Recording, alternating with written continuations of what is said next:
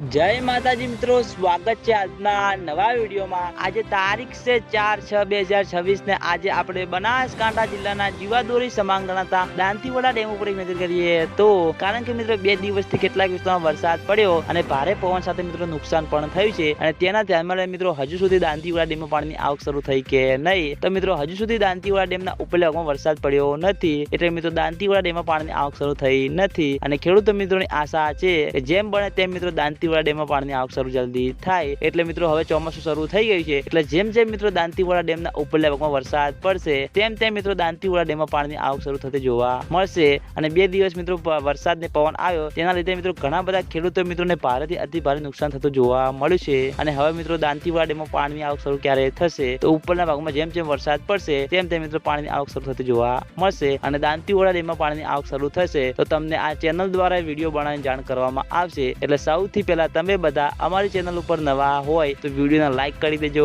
Comment કરી દેજો અને ચેનલને સબસ્ક્રાઇબ કરવાનું ભૂલતા નહીં, જેથી કરીને અમે દાંતીવાડા ડેમ, સીપુ ડેમ અને મુક્તેશ્વર ડેમ અને બનાસ નદીના તાજા અને લાઈવ સમાચાર લઈને આવીએ તો સૌથી પહેલા તમને ખબર પડી જાય। તો મિત્રો જય માતાજી।